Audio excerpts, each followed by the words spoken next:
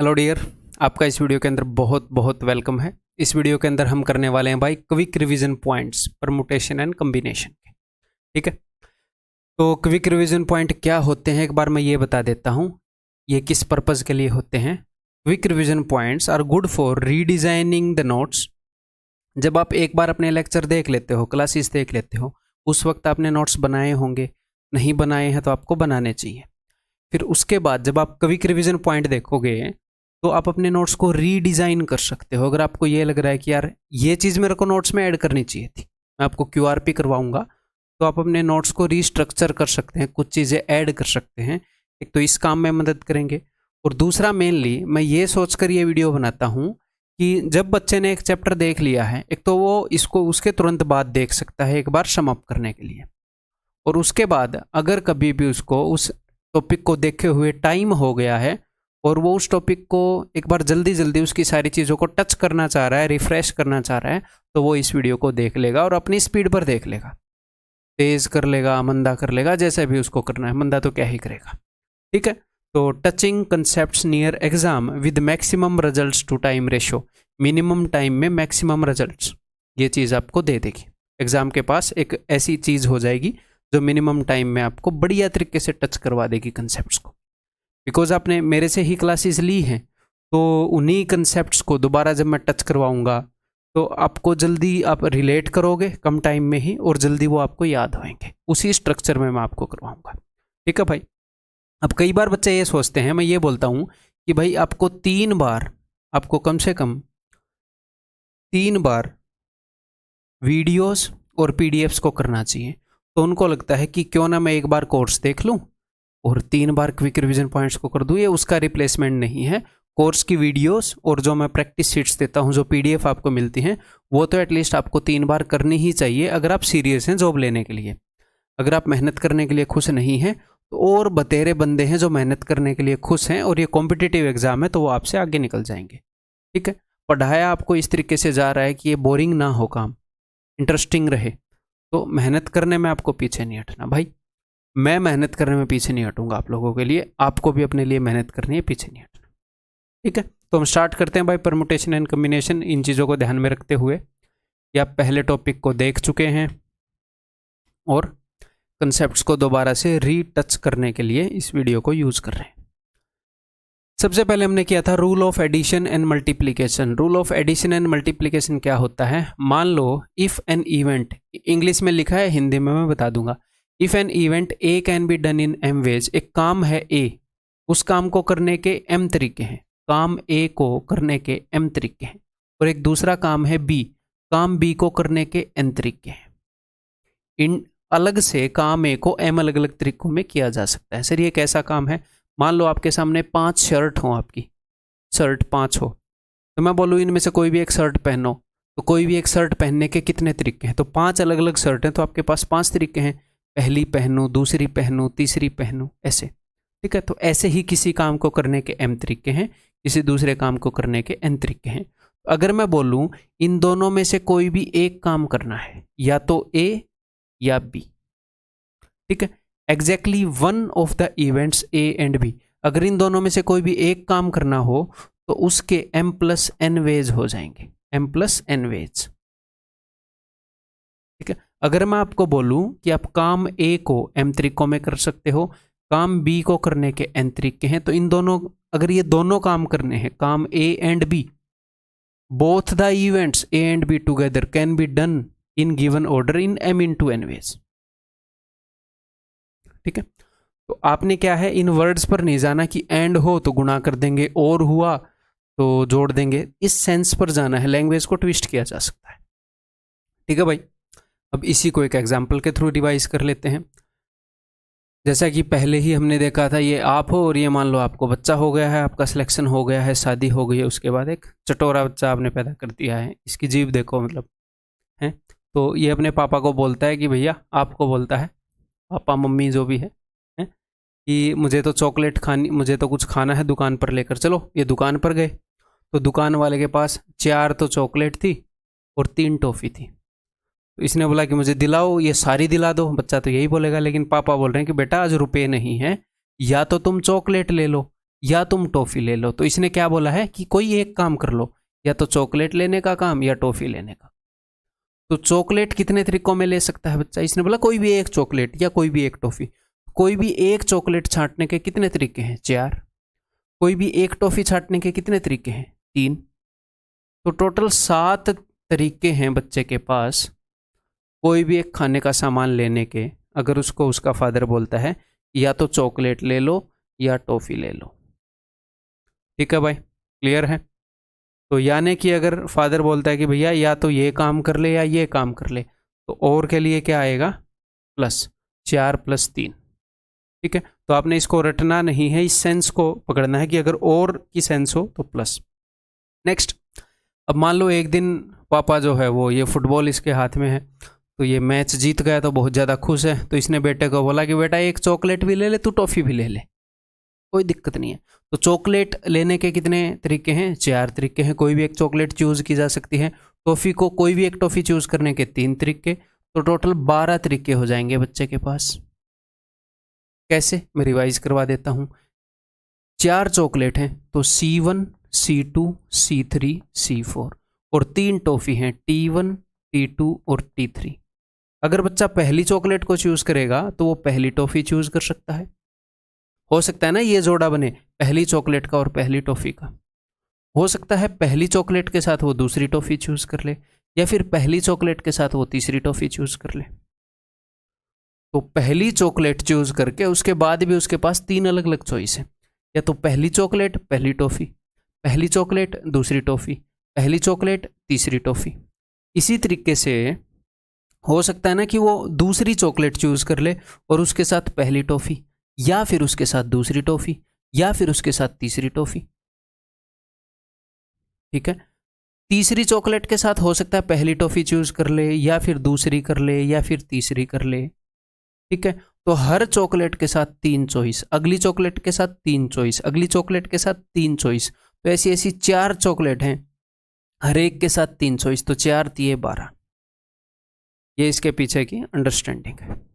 ठीक है मेरे भाई, यानी कि अगर सेंस आएगी एंड की, या तो ये काम करना है या मतलब दोनों काम करने हैं, ये और ये दोनों काम करने हैं, एंड की सेंस है, तो उस केस में जो नंबर ऑफ वेज हैं उनके बीच में गुणा होएगा। ठीक है भाई, क्लियर है?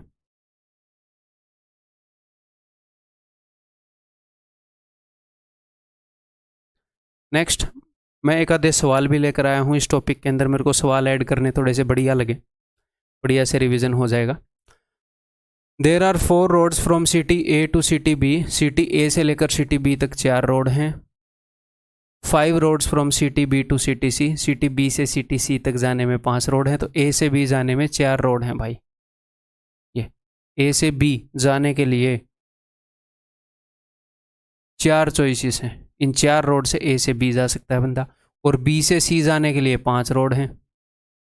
ठीक है, in how many ways can a person, और क्या था, and 2 roads from city A to C. City A से सी तक जाने के लिए डायरेक्टली 2 रोड बना रखे हैं गवर्नमेंट ने इंफ्रास्ट्रक्चर में कोई कमी नहीं छोड़ रखी। In how many ways can a person go from city A to city C. तो देखो 2 चॉइस है बंदे के पास, या तो वो वाया बी जाएगा, या तो वो बी के थ्रू जाएगा वाया बी, ए से बी, बी से सी, या फिर वो डायरेक्ट जाएगा डायरेक्ट सी में। इन दोनों में से एक ही काम करेगा ना, दोनों काम तो नहीं कर सकता। अपने आधे हिस्से को वाया बी भेज दे, आधे हिस्से को वाया सी भेज दे और वहां पर जाकर चिपका दे। साउथ की मूवी चल नहीं रही यहाँ पर, है ना? ठीक है, तो अगर वो वाया बी जाएगा तो वाया बी इस रास्ते से जाने के लिए उसके पास कितनी चॉइस है? तो वाया बी जाने के लिए उसको ये काम भी करना पड़ेगा कि ए से बी गया और बी से सी गए, दोनों काम करने पड़ेंगे।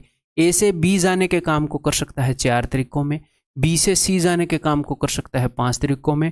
तो वाया बी जाने के भाई के पास 20 वेज हैं। बी के थ्रू अगर वो होकर जाएगा तो 20 तरीके हैं। सर कैसे? मान लो ए से लेकर बी तक उसने ये वाला रोड चूज किया, अब ये वाला रोड चूज कर लिया, तो इसके बाद आगे उसके पास फिर से 5 चॉइस है। ये वाला रोड चूज किया, यहां पर पहले वाला कर लिया, ये वाला रोड चूज किया, यहां पर दूसरे वाला, या फिर यहां पर तीसरे वाला, या फिर यहां पर चौथे वाला। ठीक है, अगर वो अगला रोड चूज करेगा तो इस रोड के लिए भी 5 चॉइस है, इस रोड के लिए भी 5 चॉइस है, तो ऐसे ऐसे 4 रोड हैं, हर एक रोड के लिए 5 चॉइस है, 4 5 20 कॉम्बिनेशन बनेंगे। ठीक है, तो जरूरी थोड़ी है वो वाया बी जाए, हो सकता है वो डायरेक्टली चला जाए, तो हो सकता है R1 चूज करे या R2 चूज करे, रोड 1 या रोड 2। तो अगर वो डायरेक्ट जाएगा तो उसके पास 2 तरीके हैं, तो या तो ये वाला रूट फॉलो करेगा या ये वाला रूट फॉलो करेगा। तो कुल मिलाकर 20 + 2 22 तरीके। समझ में आ गई बात? इज द बात इनटू द समझ? हैज द बात अराइव्ड इन द समझ? क्लियर है? नेक्स्ट, अपनी पेज पर देखना QRP को, मैं अपनी पेज पर बनाऊंगा, आप अपनी पेज पर देखो ताकि हर एक बच्चे को सूट हो जाए। In how many ways a flag consisting of 5 vertical strips can be designed using one or all of the colors from red, yellow and blue such that the red color can be used only at extreme strips? इस तरह के question का एक ही मैंने case उठाया है।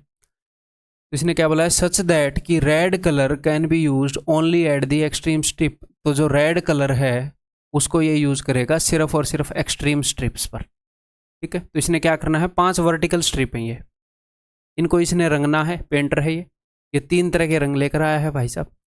कौन से? Red, yellow and blue. तो उसने कंडीशन क्या दी है? उसने कंडीशन दी है यूजिंग वन और ऑल ऑफ द कलर्स, या तो किसी एक रंग को यूज कर लो, या 2 कर लो, या 3 कर लो, यानी कि सारे कर लो। ऐसा नहीं है कि कोई स्ट्रिप खाली छोड़नी है। कई बार वो बोलता है नन और ऑल, या तो कोई भी कलर यूज मत करो या सारे कर लो, आपकी छूट है, कितने भी कर लो, कोई भी मत करो, 1 करो 2 करो। लेकिन यहां पर क्या है? वन और ऑल, यानी कि एटलीस्ट एक रंग तो यूज करना पड़ेगा। ठीक है जी, अब हम कंडीशन देखते हैं। कंडीशन ये है कि red colour can be used only eight extreme. अब इसको कई बच्चे गलत समझेंगे, वो ये सोचेंगे यहां पर तो सिर्फ रेड ही होगा, यहां पर येलो नहीं हो सकता। वो ये बोलते हैं कई बच्चे, यहां पर ब्लू नहीं हो सकता। फिर से ध्यान से पढ़ो, उसने ये बोला है कि at the extremes only red will be used, कि एक्सट्रीम्स पर सिर्फ लाल ही होगा। ऐसा नहीं बोला, उसने ये बोला है कि लाल रंग जो है वो सिर्फ एक्सट्रीम्स पर ही होगा, बीच में नहीं होगा। लाल रंग दोनों बाहर की पट्टियों पर ही इस्तेमाल किया जा सकता है, बीच में इस्तेमाल नहीं किया जा सकता। यानी कि इस पट्टी को रंगने के लिए कितनी चॉइस है अपने पास? अब कई बच्चे बोलेंगे सर एक चॉइस है, सिर्फ लाल होएगा। यहां पर लाल रंग सिर्फ यहीं पर इस्तेमाल हो सकता है, यहां पर इस्तेमाल नहीं हो सकता। यहां पर लाल इस्तेमाल नहीं होगा, लाल के कोई चांसेस ही नहीं है यहां पर इस्तेमाल होने के, यहां पर उसके चांसेस हैं। लाल यहीं पर इस्तेमाल हो सकता है, पक्का होएगा ये जरूरी नहीं है, सिर्फ यहीं पर हो सकता है। कैन बी यूज्ड, तो यहां पर लाल भी यूज हो सकता है, येलो भी यूज हो सकता है, ब्लू भी यूज हो सकता है। लाल यहां पर यूज हो सकता है? नहीं, लाल सिर्फ एक्सट्रीम पर यूज हो सकता है, उसके अंदर कैपेबिलिटी एक्सट्रीम पर यूज होने की ही है, बीच में यूज होने की नहीं है बेचारे की है? तो यहां पर 3 चॉइस है, लाल भी हो सकता है, येलो भी और ब्लू भी। ठीक है, यहां पर लाल हो सकता है? नहीं, लाल तो सिर्फ यहीं पर यूज हो सकता है। तो यहां पर सिर्फ 2 चॉइस है, यहां पर सिर्फ 2 चॉइस है, यहां पर सिर्फ 2 चॉइस है। अगेन यहां पर भी लाल तो हो सकता है यूज, अगर आप करना चाहो तो लाल, पीला और नीला, इन तीनों में से कोई भी उठा के यूज कर सकते हो। तो टोटल कितने वेज में इन पट्टियों को रंगा जा सकता है? ये हो गया 8 में 72, 72 वेज। ठीक है भाई, नेक्स्ट। हर एक तरह के एक एक क्वेश्चन को टच करवा दूंगा। How many 4 digit number divisible by 4 can be formed using these digits such that repetition of digits is allowed? जो रिपीटिशन ऑफ डिजिट्स है वो अलाउड है। ठीक है भाई, कोई दिक्कत नहीं है। तो कितने 4 डिजिट नंबर बनाने हैं? 4 डिजिट नंबर बनाने का मतलब होता है ये 4 जगहें भरनी है, यहाँ से नंबर उठा उठा के इन 4 जगहों पर भरने हैं। अगर इन चारों जगह पर आपने नंबर भर दिए तो एक 4 डिजिट नंबर बन जाएगा। बस सिर्फ एक कंडीशन होती है, यहाँ पर 0 मत रखना, यहाँ पर 0 रख दिया तो 3 डिजिट नंबर बन जाएगा।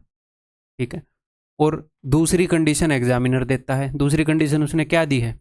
उसने ये दी है कि भाई 4 से डिविजिबल होने चाहिए। तो 4 की डिविजिबिलिटी कहती है कि लास्ट 2 डिजिट से बना हुआ जो नंबर है वो 4 से डिविजिबल चाहिए। तो हम देखते हैं, और रिपीटिशन ऑफ डिजिट अलाउड है। तो लास्ट की 2 डिजिट पर हम 0 0 रख सकते हैं कि नहीं? आ सकता है। अगर लास्ट में 2 0 0 हो तो नंबर 4 से डिविजिबल होता है। तो मैं ऐसे चेक करूंगा 0 0 0 2 नहीं 0 4, हाँ 0 4 हो सकता है। तो एक पैटर्न में चेक करेंगे, एक ऑर्डर में चेक करेंगे ताकि कुछ भी मिस ना हो। 0 5 0 8, जी हाँ। फिर अब हम देखेंगे 2 से स्टार्ट करेंगे। 2 के आगे मत चले जाना, पहले पीछे से लगना। 2 और 0, जी हाँ। एंड में 20 आया तो भी बात बन जाएगी। 2 और 2, 2 और 4, 2 और 8, देन उसके बाद 5 और 0, 5 और 2, जी हाँ। 5 और 4, 5 और 8, 8 और 0, जी हाँ। 8 और 4, जी हाँ। 8 और 8, जी हाँ। तो टोटल कितने कॉम्बिनेशन आ सकते हैं जो इन दोनों जगह को भर देंगे? इन दोनों जगह को भरने के 1 2 3 4 5 6 7 8 9 10 10 तरीकों में ये दोनों जगहें भरी जा सकती हैं। 10 तरीके हैं टोटल इन दोनों प्लेसेस को फिल करने के, ठीक है। अब इस प्लेस को फिल करने के कितने तरीके हैं? क्योंकि यहाँ पर एक कंडीशन है कि यहाँ पर 0 नहीं आ सकता, तो 0 के अलावा कुछ भी लिख दो। 2 4 5 8, कोई भी एक डिजिट उठाकर यहाँ पर रख दो। 4 तरीके हैं इस जगह को भरने के। यहाँ पर मैं लिख रहा हूँ नंबर ऑफ वेज। अब इस जगह को भरने के कितने तरीके हैं? भाई कोई भी डिजिट चिपका दो यहाँ पर, क्योंकि रिपीटेशन ऑफ डिजिट अलाउड है और कोई यहाँ पर कंडीशन है नहीं। तो टोटल 5 डिजिट हैं, ये हो जाएगा 5 चौके 20, 200। हाँ गड़बड़ कर दिया भाई। How many 4 digit number divisible by 4 can be formed using this digits such that repetition of digits is allowed. तो अगर अलाउड है 1 2 3 4 5 6 7 8 9 10, कुछ मिस किया क्या? हाँ एक 4 4 मिस कर दिया एक, तो है ना। 4 से मैंने, अरे 4 से बनाया ही नहीं भाई। 4 0, 4 से स्टार्टिंग होने वाले मैंने बनाया ही नहीं। 4 0 4 2 नहीं होगा, 4 4 होगा, 4 8 होगा। 3 केस मिस कर दिए। इन प्लेसेस को फिल करने के दोस्त 13 तरीके हैं टोटल। आपको पता लग गया होगा पहले ही ना। 5 चौके 20, 20 इंटू 13। काश ऐसा कोई सिस्टम होता कि आप वहाँ पर चिल्ला रहे हो और मेरे को रिकॉर्डेड वीडियो में ही सुन। नेक्स्ट,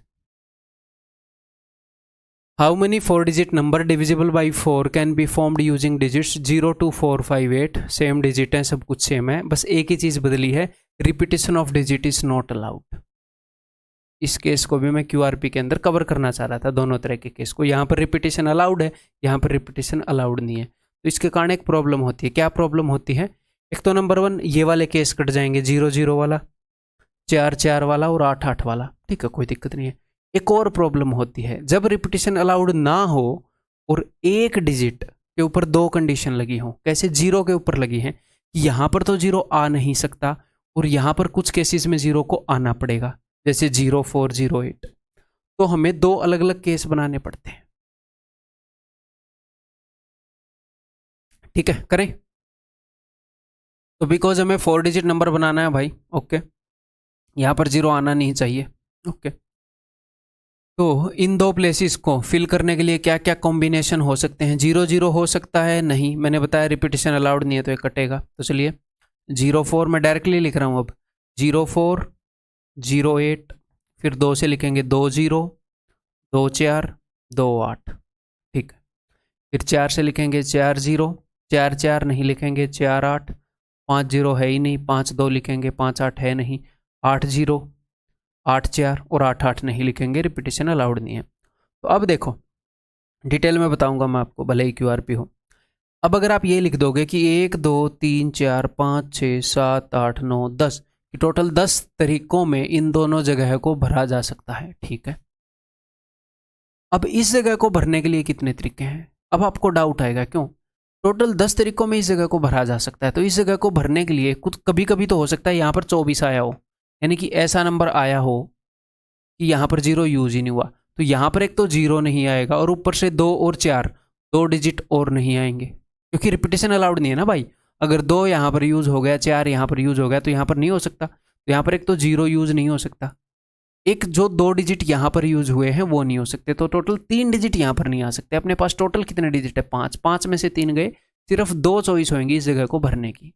अब एक दूसरी तरह का केस है कि मान लो यहाँ पर कोई ऐसी चॉइस मैं देखूं कि अगर यहाँ पर 0 8 आया तो यहाँ पर एक तो 0 नहीं आ सकती, अब 0 यहाँ पर आ गई तो यहाँ पे तो वैसे ही नहीं आ सकती। 0 और 8 ये 2 नहीं आ सकते, बस ये 2।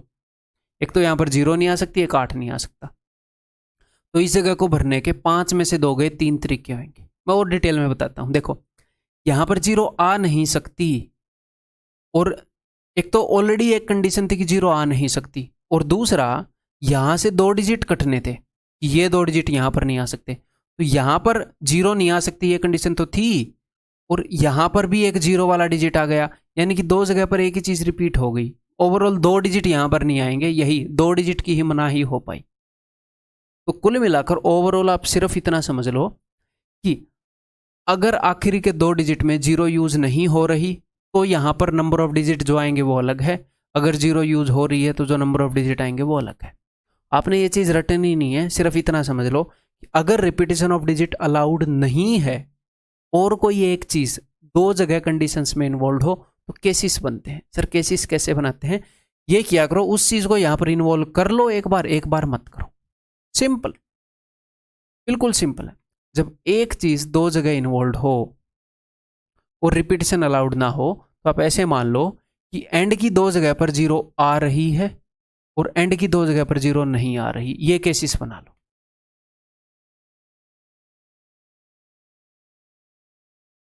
या तो ये होएगा जो आप 4 डिजिट से डिविजिबल नंबर बनाओगे, या तो ये होएगा कि उसके एंड के 2 डिजिट का जो कॉम्बिनेशन है उसके अंदर 0 कहीं ना कहीं यूज होएगी या नहीं होएगी, इनमें से एक ही केस हो सकता है। तो जब उनके एंड के 2 डिजिट के कॉम्बिनेशन में 0 यूज हो रही है वो वाले केसेस यहाँ पर लिख लो, जब नहीं हो रही वो वाले यहाँ पर लिख लो।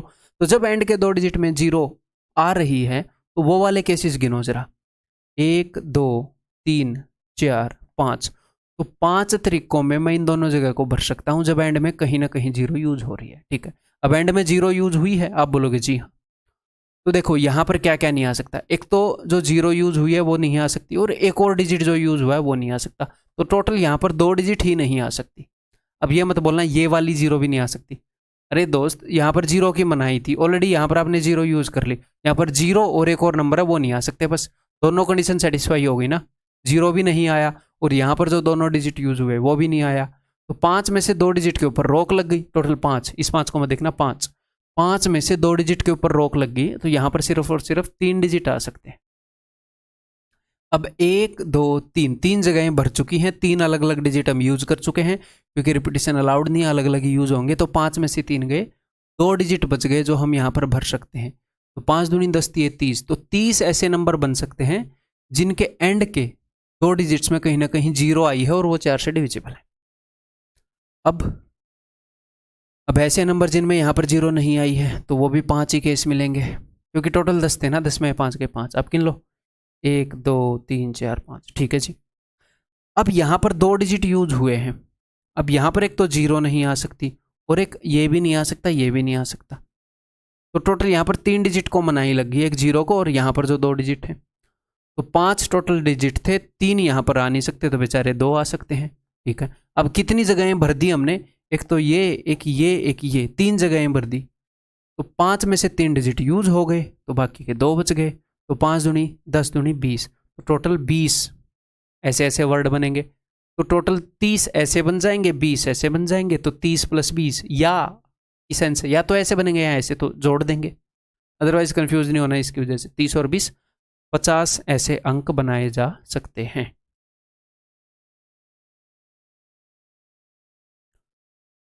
Next brother, permutation and combination के फॉर्मूला रिवाइज कर लेते हैं। सबसे पहले आपको मैं मीनिंग बता देता हूं।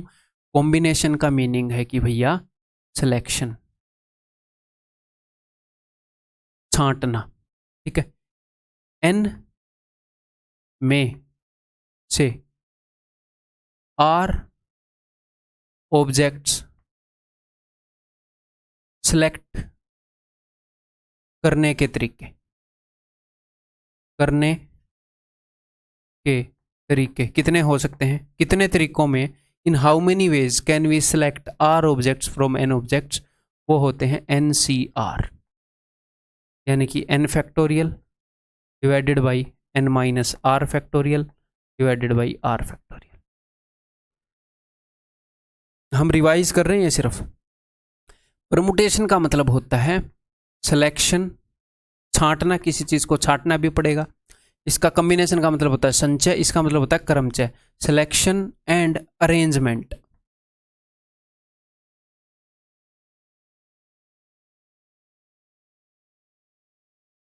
इसका क्या मतलब है कि n में से r ऑब्जेक्ट्स सेलेक्ट करके अरेंज करने हैं।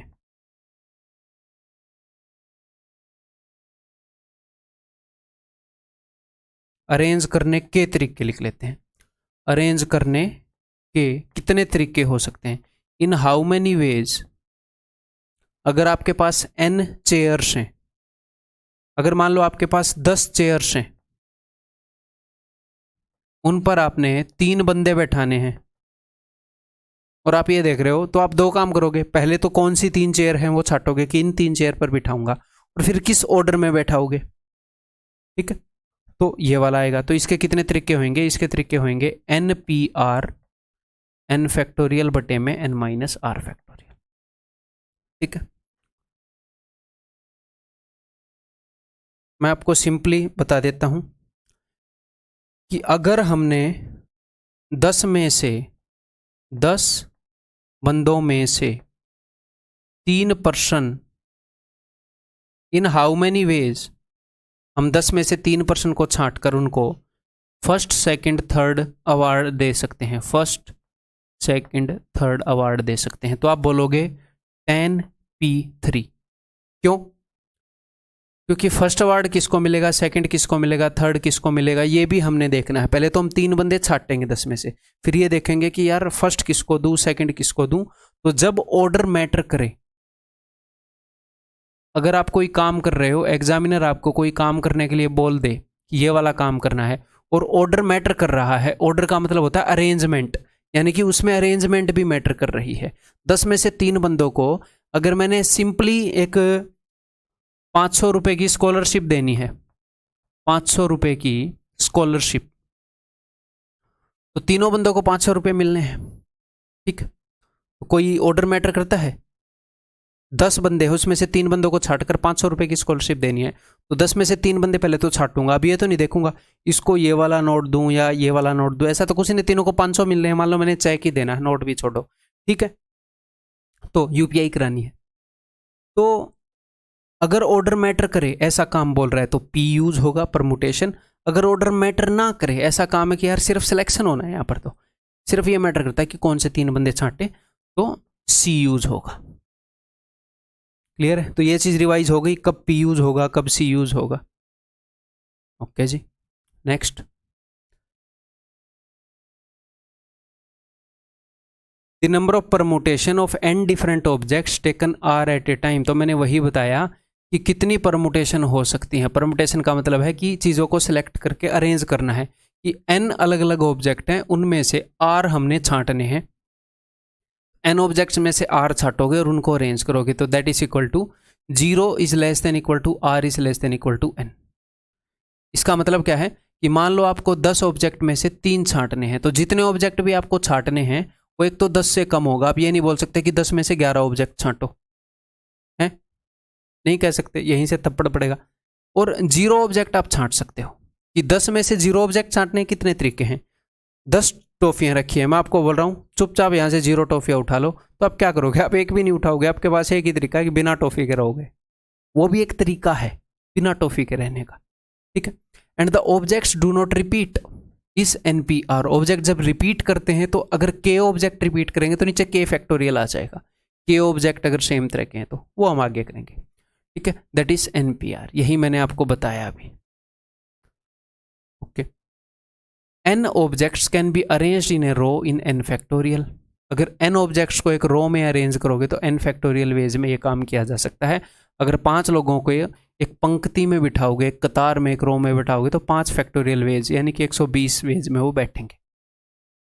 ठीक है, और एक आपको 1 फैक्टोरियल से लेकर आपको 8 फैक्टोरियल तक याद होना चाहिए।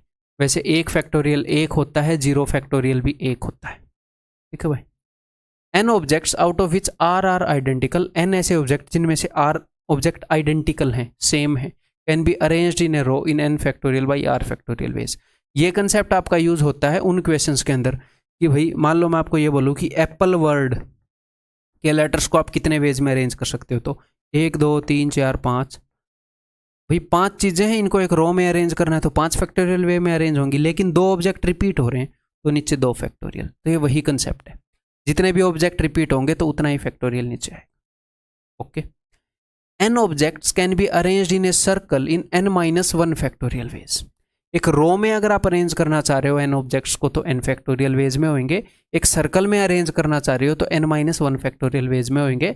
मैंने बताया था कि सर्कल में जो पहला ऑब्जेक्ट होता है उसको कोई भी रेफरेंस नहीं मिलता, उसके लिए सारी जगह सेम होती है। ठीक, कैसे अभी बता देता हूं। देखो ऊपर वाला बताता हूं पहले। अगर आपने n चीजों को n जगह पर अरेंज करना है, ऐसे n जगह हैं ऐसे, तो जो पहली चीज आएगी, मान लो n बंदे हैं उनको n जगह पर बैठाना है, तो पहले बंदे के पास, मैं पहले बंदे को लाऊंगा कि उधर कोई भी एक जगह छांट ले, तो उसके पास n तरीके होंगे जगह छांटने के, वो बैठ जाएगा कोई एक जगह छाट के। अब अगले बंदे को बुलाऊंगा कि तू इधर आ भाई, कोई भी एक जगह छाट ले, तो उसके पास n-1 तरीके होंगे, n-1 चॉइसेस होंगी, अगले बंदे के पास n-2 चॉइसेस होंगी, और ऐसे ये मामला 1 तक चला जाएगा, लास्ट बंदे के पास 1 ही चॉइस होगी, तो ये क्या हो गया n फैक्टोरियल। लेकिन जब आप चीज़ों को सर्कल में अरेंज करते हैं तो सर्कल एक सिमेट्रिकल सी चीज़ है, बिल्कुल बिना रेफरेंस के पहले वाले बंदे के लिए सारी पोजीशंस सेम है, तो पहले वाले बंदे के पास एक ही तरीका होता है, वो कहीं पर भी बैठ जाए हम एक ही मानते हैं, एक ही तरीका मानते हैं। ठीक है, अगले वाले बंदे के पास, बिकॉज एक बंदा यहाँ पर बैठ चुका है, अब उसके पास रेफरेंस आ जाता है, मैं इसके सामने बैठा हूँ, लेफ्ट में बैठा हूँ, तीसरे लेफ्ट पर बैठा हूँ, राइट में बैठा हूँ, ऐसे रेफरेंस आ जाता है। तो अगले वाले के पास n-1 चॉइस होती है, अगले वाले के पास n-2 चॉइस होती है, अगले वाले के पास n-3 चॉइस होती है, and so on, n-1 factorial. R objects can be selected out of n objects, तो ये मैंने कॉम्बिनेशन वाला जो अभी बताया, n ऑब्जेक्ट्स में से R ऑब्जेक्ट अगर सिलेक्ट करने हैं तो NCR वेज में ऐसा किया जा सकता है। ठीक, क्लियर है। Next, the maximum number of lines that can be drawn using n non collinear points is NC2। तो भैया n नॉन कोलिनियर पॉइंट है, n ऐसे अलग अलग पॉइंट हैं जो एक लाइन में नहीं है, इसमें से कितनी मैक्सिमम लाइनें खींच सकते हो, तो किन्हीं भी 2 पॉइंट को जोड़ दोगे तो एक लाइन बन जाएगी, किन्हीं भी 2 पॉइंट को जोड़ दोगे एक लाइन बन जाएगी। तो n पॉइंट है, उनमें से मुझे अगर कोई भी 2 पॉइंट अगर मैं छांटूं तो कितने तरीके हैं 2 पॉइंट को छांटने के, NC2, सिर्फ सिलेक्शन के। सर सिलेक्शन क्यों, यहाँ पर P क्यों नहीं है? मान लो ये पॉइंट P1 है और यहाँ पर एक पॉइंट P2 है, तो आप ये बोलोगे कि P1 से P2 की तरफ एक लाइन और P2 से P1 की तरफ एक और लाइन, नहीं, एक ही लाइन होगी। तो मैटर नहीं करता कि मैंने पहले P1 को छांटा या P2 को, इसीलिए C। तो 2 पॉइंट को छांटने के कितने तरीके हैं, n अलग अलग पॉइंट में, NC2। ऐसे ही the maximum number of lines that can be drawn using n points out of which R point are collinear. मान लो टोटल n पॉइंट है, ठीक है, तो मैं बोल दूंगा कि NC2 तरीकों में लाइनें बन सकती हैं। ठीक है, लेकिन फिर मुझे ध्यान आया कि P पॉइंट्स तो कोलिनियर हैं, R पॉइंट तो कोलिनियर हैं। अब भैया कोलिनियर पॉइंट होते हैं ऐसे,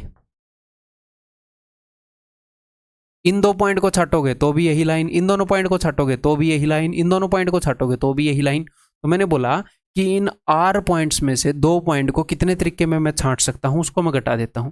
इन हाउ मेनी वेज, कितने तरीकों में मैं कोई भी 2 पॉइंट छांट सकता हूं R में से, वो मैंने घटा दिए। तो यानी कि इन R पॉइंट में से कोई भी 2 पॉइंट जितने भी तरीकों में मैं छांट सकता हूं वो सारे तरीके मैंने घटा दिए, यानी कि एक भी लाइन नहीं बनेगी इन R पॉइंट से।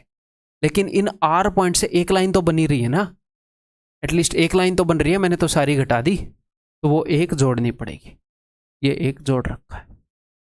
डन।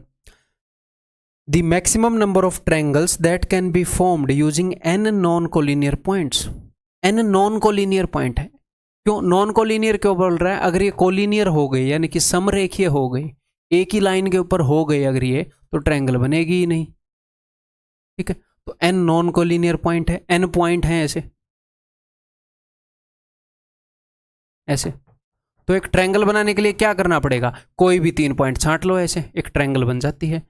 तो कोई भी 3 पॉइंट छांटने के कितने तरीके हैं, n में से कोई भी 3 पॉइंट छांटने के, NC3। P क्यों नहीं यूज किया, बिकॉज ये मैटर नहीं करता ये P1 पहले छाटा या P2 या P3।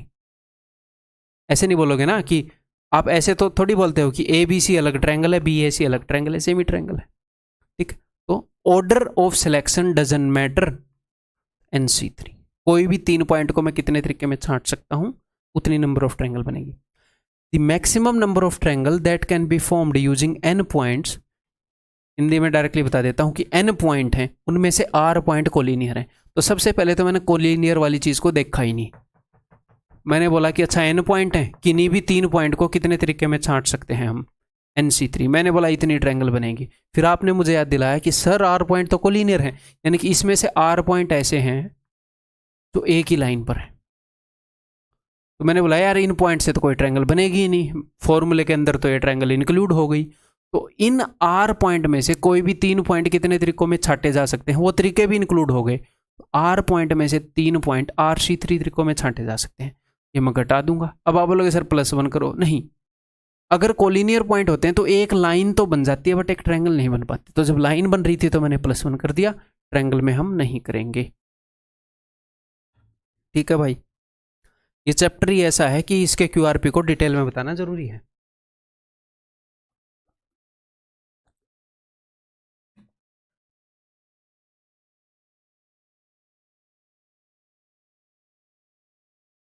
Okay, the maximum number of intersection points formed by drawing n lines. अगर n लाइंस को हम इंटरसेक्ट करें तो मैक्सिमम कितने पॉइंट पर इंटरसेक्ट कर सकती हैं भैया, एक इंटरसेक्शन पॉइंट अगर चाहिए तो कोई भी 2 लाइन एक पॉइंट पर इंटरसेक्ट कर सकती हैं। अब देखो भाई, अगर मान लो 10 लाइनें हैं, 10 की 10 यहाँ से पास हो रही हैं, तो कई बार बच्चों को ये लगता है कि सर एक पॉइंट से भी तो पास हो सकती हैं, 2 पॉइंट से भी पास हो सकती हैं, हो सकती हैं। ये मैक्सिमम इसीलिए तो पूछ रहा है, मैक्सिमम मैक्सिमम मैक्सिमम मैक्सिमम कितने पॉइंट्स पर n लाइन इंटरसेक्ट कर सकती हैं। तो हम ऐसी लाइन मन में मान कर चलते हैं कि किसी एक पॉइंट से वो गुजर ही नहीं रही, ठीक है। तो कोई भी एक इंटरसेक्शन पॉइंट कब बनेगा, कोई भी 2 लाइन जहां पर भी इंटरसेक्ट करेंगी। तो मैक्सिमम कितने पॉइंट पर इंटरसेक्ट कर सकती हैं, तो देख लेंगे कि n में से कोई भी 2 n लाइनें पड़ी हैं, उनमें से किसी भी 2 को छाटेंगे तो वो इंटरसेक्ट करती हुई मिलेंगी।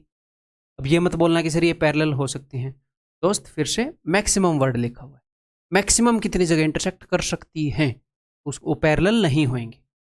मैक्सिमम इंटरसेक्शन देखने तो कोई भी 2 लाइन छाटोगे वो एक पॉइंट के ऊपर इंटरसेक्ट कर रही हैं, तो NC2 जितने तरीकों में मैं 2 लाइनें छाट सकता हूं n में से, उतने इंटरसेक्शन पॉइंट होंगे। अब अगर यही इक्वेशन सर्कल के ऊपर हो जाए तो बिकॉज कोई भी 2 लाइन एक पॉइंट पर इंटरसेक्ट करती हैं, और अगर आपको मैक्सिमम इंटरसेक्शन चाहिए तो कोई भी 2 सर्कल 2 पॉइंट पर इंटरसेक्ट करते हैं।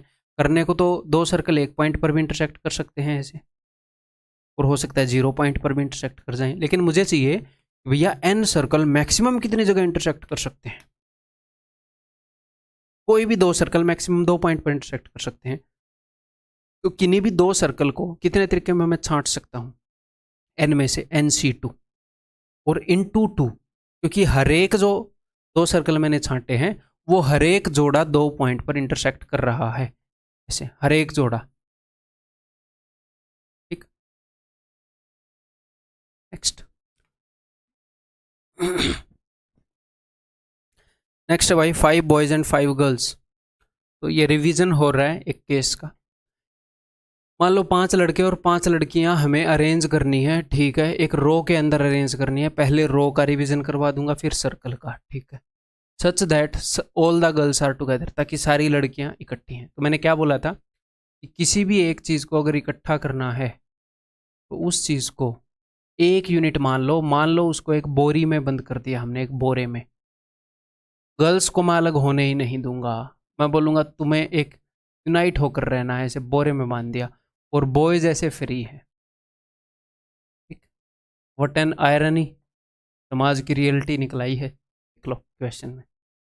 तो गर्ल्स को एक बोरे में बंद कर दिया, बॉयज फ्री हैं, तो टोटल कितने तरीकों में हम इन चीज़ों को अरेंज कर सकते हैं। ये एज ए एक यूनिट ही सरकेगा ये बोरा।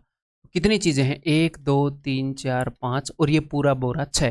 तो 6 फैक्टोरियल वेज में ये सारी चीज़ें अरेंज हो सकती हैं, कोई भी कहीं पर भी जा सकता है। ये एक रो में है ना, n चीज़ें एक रो में n फैक्टोरियल वेज में अरेंज हो सकती हैं। लेकिन गर्ल्स अलग अलग नहीं होंगी, टुगेदर होंगी। लेकिन किसी ने ये तो नहीं बोला ना कि G1 G2 G3 G4 G5 ऐसे ही होंगी। कैसे भी हो सकती हैं, G2 G1 G4 G3 G5 कैसे भी हो सकती हैं, आपस में अरेंज हो सकती हैं बोरे के अंदर ही। बहुत बड़ा बोरा दे रखा है मैंने, तो 5 फैक्टोरियल वेज में गर्ल्स आपस में अरेंज हो सकती हैं। 5 चीज़ें हैं, 5 चीज़ें आपस में 5 फैक्टोरियल वेज में अरेंज हो सकती हैं। एग्जाम में ये बोरा नहीं बनाना है, नहीं तो पकड़ के बोरा सिलने वालों में भर्ती कर लेंगे। ठीक है, मेंटली आप कर सकते हो।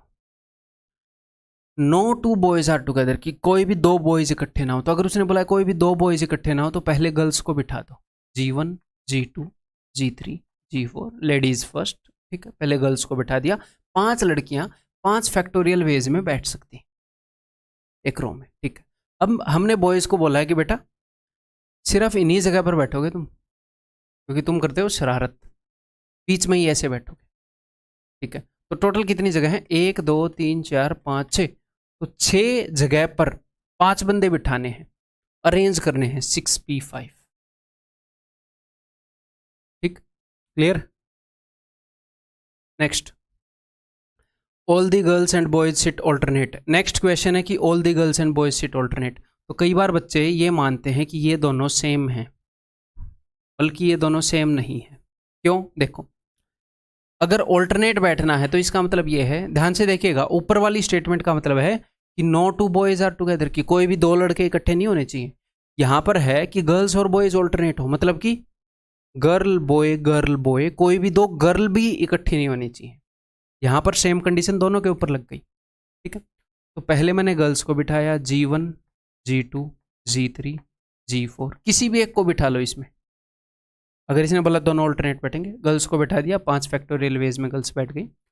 अब अगर मैंने बॉयज को छूट दे दी ना कि यहाँ यहाँ यहाँ यहाँ यहाँ यहाँ बैठ जाओ, ऊपर वाले क्वेश्चन की तरह, तो हो सकता है 5 ही लड़के बैठने हैं, हो सकता है वो यहाँ पर बैठ जाए, यहाँ पर, यहाँ पर, यहाँ पर और यहाँ पर।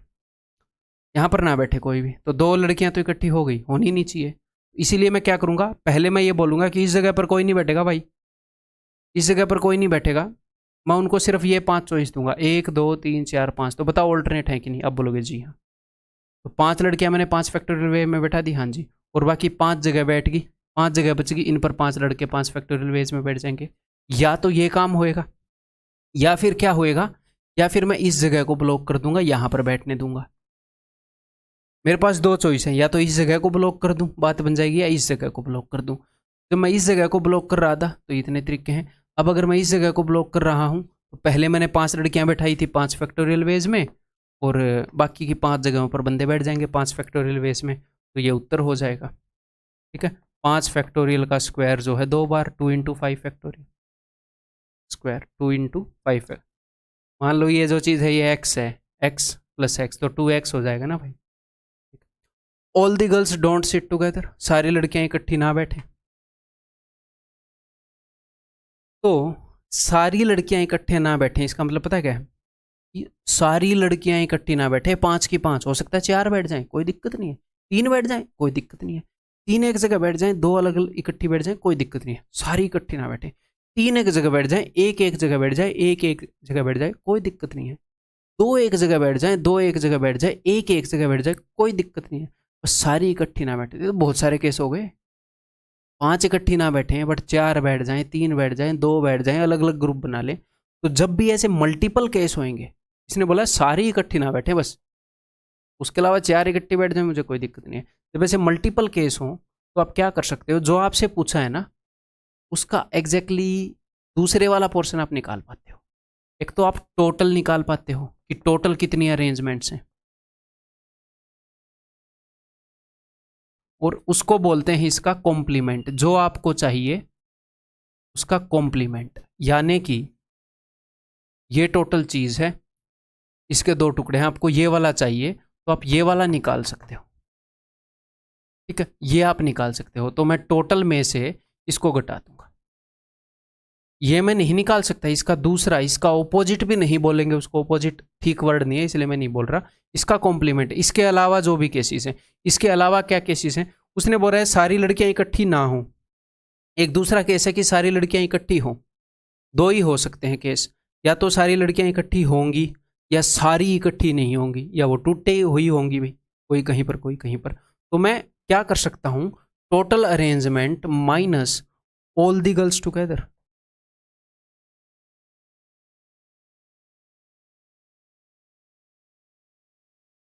ठीक, तो टोटल अरेंजमेंट यानी कि जब कोई भी कंडीशन ना हो, 5 लड़के और 5 लड़कियां बेधड़क बैठे हैं, तो 10 बंदे हैं, 10 फैक्टोरियल वेज में बैठ सकते हैं। और सारी लड़कियां इकट्ठी हों, वो ये वाला है, ये वाला आप घटा दोगे, 10 factorial minus 6 factorial into 5 factorial. अब एग्जैक्टली सेम चीज को मैं करना चाहूंगा भाई,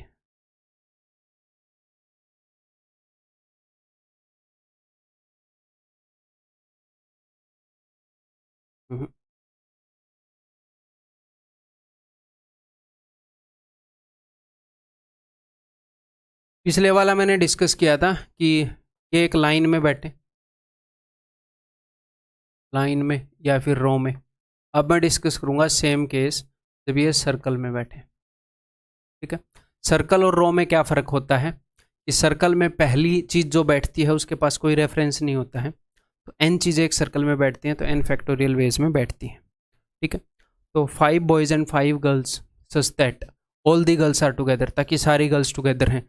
तो हम क्या करेंगे, सारी गर्ल्स अगर टुगेदर हैं तो सारी गर्ल्स को एक बोरे में बांध लिया, G1 G2 G3 G4 G5 और B1 B2 B3 B4 B5, total 6 चीज़ें हो गई, 5 बॉयज़ और छठा ये बोरा, तो 6 चीज़ों को एक सर्कल में अरेंज करना है, तो कितने वेज में अरेंज होंगे? 5 फैक्टोरियल। n चीज़ें n-1 फैक्टोरियल वेज में अरेंज होती हैं सर्कल में, तो 5 फैक्टोरियल। ठीक है, और लड़कियां आपस में अरेंज हो ही सकती हैं, हाँ जी। अब ये मत बोलना 5 लड़कियां हैं तो 4 फैक्टोरियल, क्योंकि सर्कल में बैठे हैं, बंदे बैठ चुके हैं, अब लड़कियां अरेंज हो रही हैं आपस में, तो 5 लड़कियां एक रो में। जब एक बंदा बैठ जाए कोई भी एक, तो सर्कल रो की तरह बिहेव करता है उसके बाद, ये बता चुका हूं मैं आपको। नो 2 बॉयज आर टुगेदर, तो मैंने क्या बोला, अगर ये काम करना है तो पहले गर्ल्स को बिठा दो, 1 2 3 4 5, ठीक है, ताकि बॉयज 2 बॉयज इकट्ठे ना हो। तो 5 लड़कियां एक सर्कल के अंदर कितने वेज में बैठेंगी? 4 फैक्टोरियल। ठीक है, अब लड़कियां बैठ चुकी हैं, G1 G2 G3 G4 G5। अब लड़कों के पास कितनी जगह है? 1 2 3 4 5, 5 ही जगह है, तो अब 5 फैक्टोरियल। अब 4 फैक्टोरियल मत करना कि ये भी गोले में बैठ रहे हैं, गोल बैठने से मतलब नहीं है, मतलब है कि रेफरेंस नहीं होता सर्कल में। जब कोई बैठ चुका होता है तो जितनी जगह उतना ही फैक्टोरियल उत्तर, 5 फैक्टोरियल। ठीक है, अब ये दोनों सेम हो जाते हैं एक सर्कल के अंदर। ठीक है, रो में ये सेम नहीं थे, अब ये सेम हो जाएंगे। क्यों? क्योंकि रो के अंदर यहां पर लड़कों के पास एक एक्स्ट्रा चॉइस आ रही थी, यहां पर तो लड़कों के पास 5 ही चॉइस आई, किसी चॉइस को ब्लॉक ही नहीं करना, उनको बैठना ही ऑल्टरनेट पड़ेगा, तो सेम उत्तर हो जाए। ठीक है, all the girls are together का सेम है, टोटल कितने वेज में बैठ सकते हैं ये बंदे, minus all the girls are together. Total 10 बंदे हैं, एक सर्कल में बैठना है, 9 फैक्टोरियल वे में बैठेंगे, माइनस ये पहले वाले का जो भी उत्तर है वो घटाना पड़ेगा। ठीक है भाई, नेक्स्ट चलो जी, एक ये क्वेश्चन भी लेकर आया हूं मैं। Find the number of arrangements of the letter of word independence. ठीक है, in how many ways of this arrangement, independence word के लेटर कितने वेज में अरेंज हो सकते हैं? तो सिंपली 1 2 3 4 5 6 7 8 9 10 11 12, 12 फैक्टोरियल। कोई रिपीटेशन है? आई रिपीट हो रहा है? नहीं। एन रिपीट हो रहा है? जी हाँ, 1 2 3। एन जो है, एन लिख लिया मैंने, 3 फैक्टोरियल बार रिपीट हो रहा है। टी जो है वो 2 बार रिपीट हो रहा है, यहाँ पर लिख लेना अलग से, नहीं तो भूल जाओगे किसके रिपीटेशन लिख चुके हो। ई जो है वो कितनी बार रिपीट हो रहा है? 1 2 3 4, 4 बार ई रिपीट हो रहा है। उसके बाद पी नहीं हो रहा, एन का मैं लिख चुका हूँ, ई का मैं लिख चुका, डी का सी नहीं हो रहा। ठीक है, अब पहले वाला बताऊँ आपको, do the words start with P. अगर वर्ड पी से स्टार्ट हो रहा हो, तो मान लो पी से वर्ड स्टार्ट हो रहा है और इसके जगह 1 2 3 4 5 6 7 8 9 10 11, 11 जगह है। वर्ड पी से स्टार्ट हो रहा है, फिक्स हो गया, बाकी सारे वर्ड आपस में मिक्स हो सकते हैं। ठीक है भाई, 11 वर्ड है, 11 फैक्टोरियल डिवाइडेड बाई, अगर कोई रिपीट हो रहा है तो देखो पी यहाँ पर मैंने फिक्स किया है, पी को उठाकर पहले पे रख दिया, बाकी आपस में मिलते रहो, तो पी यहाँ पर कहीं पर भी नहीं है, तो यानी कि एन आया है जो रिपीट हो रहा है वो उतनी बार ही रिपीट हो रहा है, डी भी उतनी बार ही। कई बार क्या होता है कि मान लो यहाँ पर डी है, उसने बोल दिया कि डी से स्टार्ट हो रहा है, तो डी से स्टार्ट करोगे तो बाद में रिपीट होने के लिए डी कम बच जाएंगे। अगर पहले डी 2 थे तो बाद में 1 ही बच जाएगा, तो 1 फैक्टोरियल लिखेंगे ही नहीं। अगर ई से आप स्टार्ट करोगे तो ई 4 हैं, अगर आप ई से स्टार्ट करोगे तो बाद में रिपीट होने के लिए 3 फैक्टोरियल ही लिखेंगे, 3 ही ई बच जाएंगे, क्योंकि एक ही को तो मैं फिक्स कर चुका। ठीक है, तो इसका उत्तर हो जाएगा ये कि पी को हमने फिक्स कर दिया, टोटल 11 बच गए, वो 11 फैक्टोरियल वेज में अरेंज हो सकते हैं। उनमें से एन 3 बार रिपीट हो रहा है, डी 2 बार हो रहा है और ई 4 बार आ रहा है। ठीक है, नेक्स्ट तो देखते हैं भाई, do all the vowels always ओकर टुगेदर, कि सारे वोवल्स हमेशा इकट्ठे हैं। जैसे लड़कियां या लड़के इकट्ठे आ रहे थे तो हम क्या करेंगे, वोवल्स को एक बोरे में बांध देंगे। ठीक है, तो वोवल्स कितने हैं देखो, आई ई ई ई ई, यही है। 1 2 3 4 5, 5 वोवल्स को एक बोरे में बांध दिया, तो 5 तो वोवल्स बोरे में बंधे पड़े हैं यहाँ पर, और टोटल कितने थे 12, 7 कॉन्सोनेंट इधर पड़े हैं, तो टोटल कितनी चीजें हो गई, इनको मैंने बोरे में बांध दिया, तो 7 और 1 8, 8 फैक्टोरियल। ये बोरा इकट्ठा सरकेगा। ठीक है, 7 चीजें ये अरेंज करनी है, 8 एक चीज ये हो गई, 8 फैक्टोरियल। ठीक है, अब जो भी रिपीटेशन है सारी इकट्ठी लिख दो, तो रिपीटेशन वही है 3 2 4 वाली, ये उत्तर हो जाएगा। Such that no two vowels occur together, कोई भी 2 वोवल इकट्ठे ना आए, कोई भी 2 वोवल इकट्ठे नहीं आने चाहिए, तो वोवल से दूसरी चीज को पहले बैठाएंगे। पहले मैं कॉन्सोनेंट को बैठाऊंगा, तो पहले मैं जो 7 कॉन्सोनेंट है उनको बिठाऊंगा।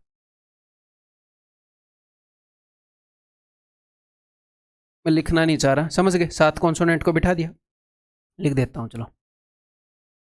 7 जो कॉन्सोनेंट है वो कितने तरीके में बैठ सकते हैं, 7 फैक्टोरियल। ठीक है, इसका उत्तर उधर लिखते हैं भाई, 7 फैक्टोरियल।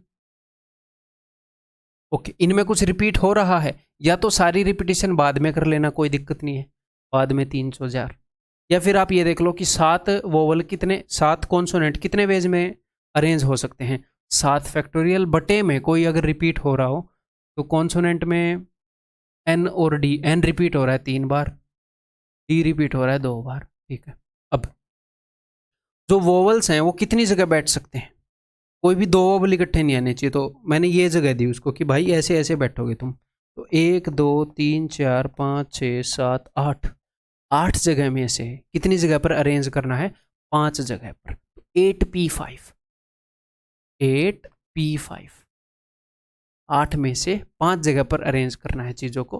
अरेंजमेंट मैटर कर रही है, ची नहीं होएगा। ठीक है, 8 में से 5 जगह छांटनी है और उन पर अरेंज करना है, डिवाइडेड बाई अगर कोई रिपीटेशन हो तो, हाँ जी, ई जो है वो 4 बार रिपीट हो रहा है, बटे में 4 फैक्टोरियल। ठीक, इस इट क्लियर, क्लियर होना चाहिए क्योंकि पहले कंसेप्ट लेक्चर में करवा चुका हूँ। Do the words begin with I and and with P, तो कि वर्ड अगर आई से स्टार्ट हो, ठीक है भाई, कर दिए स्टार्ट, और पी से खत्म हो, तो बीच में कितने वर्ड बच जाएंगे भाई, बीच में 10 बच जाएंगे यहाँ पर, तो 10 फैक्टोरियल वेज में अरेंज हो जाएंगे। कोई रिपीटेशन है, जी हाँ है, आई और पी के अलावा एन डी और ई में ही थी रिपीटेशन, तो 3 फैक्टोरियल बटे में 2 फैक्टोरियल बटे में 4 फैक्टोरियल। ठीक, clear, next. Committee of 7 has to be formed from 9 boys and 4 girls, तो 7 बंदों की कमेटी बनानी है। ओके, 9 बॉयज और 4 गर्ल्स, ठीक है। In how many ways can this be done, कितने तरीकों में ये कमेटी बनाई जा सकती है ताकि कमेटी के अंदर एग्जैक्टली 3 गर्ल्स हों। अगर एग्जैक्टली 3 गर्ल्स हों तो यानी कि 3 तो गर्ल्स होंगी, ठीक है, और बॉयज़ कितने होंगे, 4 होंगे, 3 गर्ल्स 4 बॉयज़, टोटल गर्ल्स कितनी है, टोटल 4 गर्ल्स हैं, 4 में से 3 छांटनी है, 4c3, और साथ में एक और काम करना है कि 3 गर्ल हो रही है, बॉय भी छांटने हैं। बॉय कितने हैं भाई, 9 बॉय हैं, 9 में से देखो टोटल कितने मेंबर हैं कमेटी में, 7, तो 3 तो लड़कियां हो गई, 3 गर्ल्स एंड 4 बॉयज, ये बनेगा। तो जो 9 बॉयज़ हैं उनमें से 4 छांटने हैं, तो 9C4 ये उत्तर हो जाएगा। ये हो जाएगा जी 4C3 इज इक्वल टू, मैंने आपको बताया है 4C3 is equal to 4C1, ठीक है। 10C8 is equal to 10C2। अब 10 में से इसको घटा सकते हैं, 10 में से 8 को छांट लो या 10 में से 2 को छांट लो, एक ही बात है। तो 4C3 को मैं मन ही मन में देखूंगा 4C1 जो कि होता है 4, ठीक है। और 9C4 को मैं लिखूंगा 9 इंटू 8 इंटू 7 इंटू 6, में 4 तक जाऊंगा और नीचे मैं सिर्फ 4 फैक्टोरियल लिख दूंगा, ठीक है। ये मैं आपको बता चुका हूं।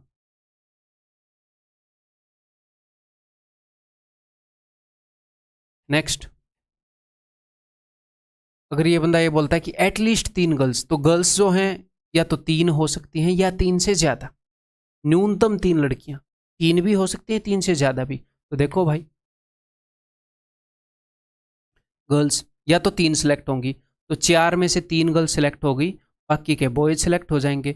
9 में से कितने बॉयज सेलेक्ट हो जाएंगे, 9C, 3 लड़कियां सेलेक्ट होगी तो 4, सेम केस आ गया, ओके। या फिर हो सकता है क्या, लड़कियां या कम से कम 3 सेलेक्ट होनी चाहिए, तो 3 से ज़्यादा तो हो सकती है ना, कम से कम 3, देखो कम से कम 3 लड़कियां चाहिए, 3 से कम नहीं चलेंगी, 3 से ज़्यादा चल जाएंगे, तो ठीक है। 4 में से हो सकता है चारों लड़कियां सेलेक्ट हो जाएं, तो टोटल तो 7 ही बंदे करने हैं, 7 में से 4 बंदे सेलेक्ट हो चुके हैं, तो बाकी के 3 बंदे लड़कों में से आ जाएंगे 9C, इनको सोल्व कर लेंगे।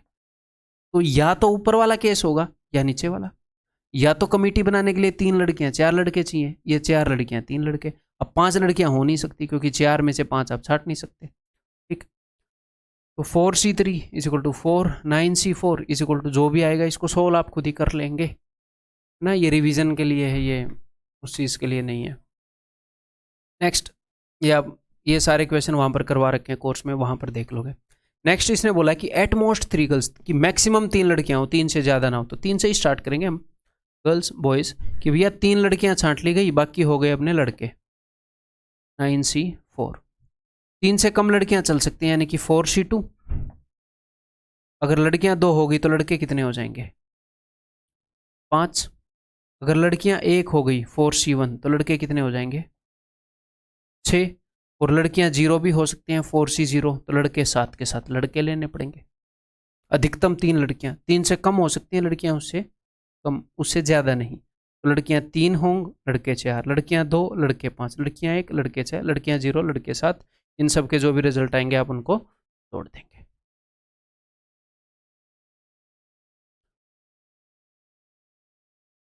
ये और ले लेते हैं भाई एक बार, कैलकुलेशन प्रैक्टिस नहीं है वैसे, थोड़ा सा इंपॉर्टेंट चीज़ें मैंने आपको बताई थी कैलकुलेशन को इम्प्रूव करने के लिए, वो है कैलकुलेशन इम्प्रूवमेंट थोड़ी सी। मैंने ये बताया था कि NPR is equal to NCR into R factorial, ये तो मैं यहाँ पर भी बता चुका हूँ।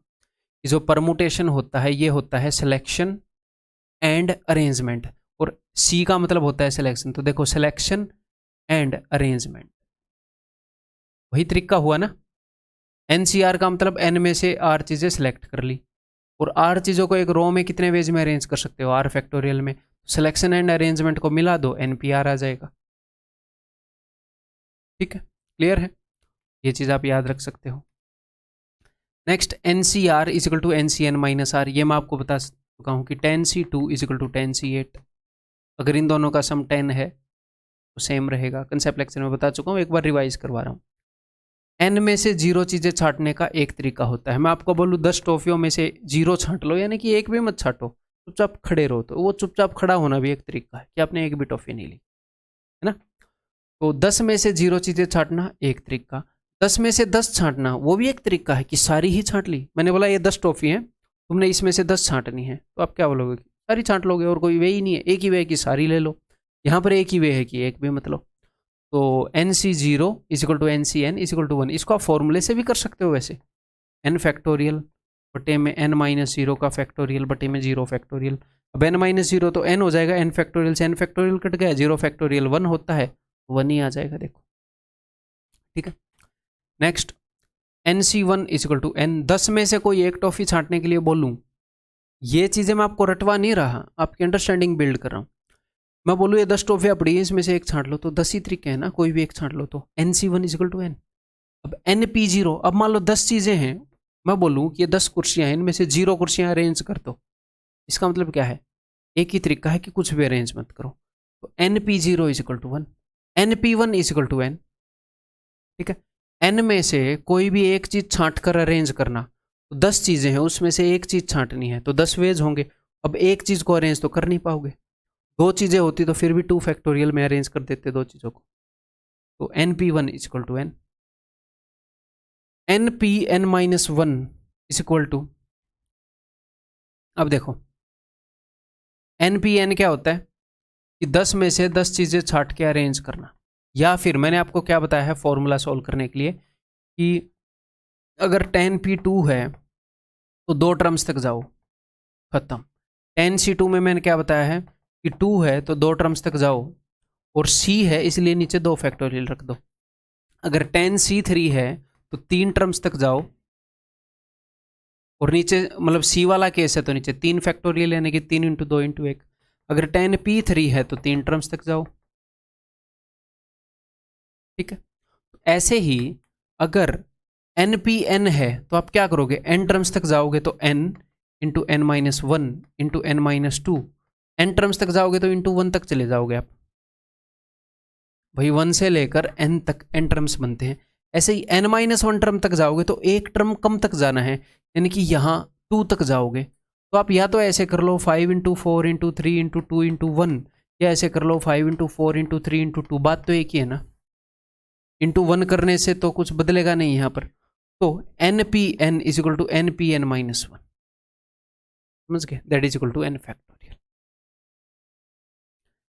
नेक्स्ट, ये एक फॉर्मूला है, याद करना बताया था, अभी रिवाइज कर लो। नेक्स्ट, ये 2 पॉइंट बचे हैं, क्या हैं, सिंपल सी बात बताता हूँ। पॉइंट नंबर 9 को एक्सप्लेन करता हूँ। The number of ways of selecting 0 और more objects out of n objects.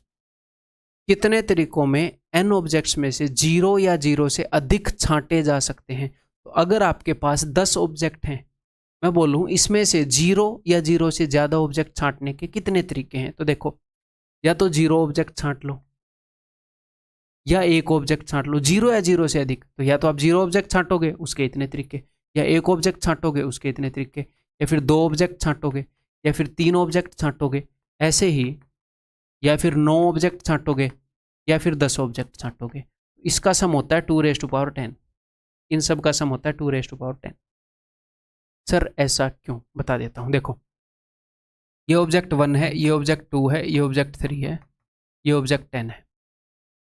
इस ऑब्जेक्ट के लिए आपके पास कितनी चॉइस है, या तो इसको छाटेंगे या नहीं छाटेंगे, 2 चॉइस है। इस ऑब्जेक्ट के लिए 2 चॉइस है, या तो छाटूंगा या नहीं छाटूंगा। इस ऑब्जेक्ट के लिए 2 चॉइस है, क्योंकि 0 और मोर ऑब्जेक्ट छाटने हैं। या तो हर एक ऑब्जेक्ट के ऊपर मैं ये कर दूंगा नहीं छाटना, नहीं छाटना, नहीं छाटना, नहीं छाटना, नहीं छाटना, नहीं छाटना, तो कोई भी नहीं छाटा। एक ऑब्जेक्ट के ऊपर आ जाएगा नहीं चाटा, नहीं चाटा, छाटा, नहीं चाटा, नहीं चाटा, नहीं चाटा, एक ऑब्जेक्ट छाटने का तरीका हो गया। ठीक है, क्लियर है। तो टोटल कितने कॉम्बिनेशंस बन सकते हैं, टोटल कितने 2 हैं यहाँ पर, 10 2⁻10। ये मैं इतनी ही डिटेल में बता रहा हूँ क्योंकि पहले कर चुके हैं, QRP है। ठीक है भाई। ऐसे ही उसने क्या बोला है, number of ways of selecting 1 और मोर। तो ये वाला मैंने एक्सप्लेन कर दिया कैसे है। ऊपर वाला तो ये है सिलेक्टिंग 0 और मोर ऑब्जेक्ट्स, ये है number of ways of selecting 1 और more objects out of an object.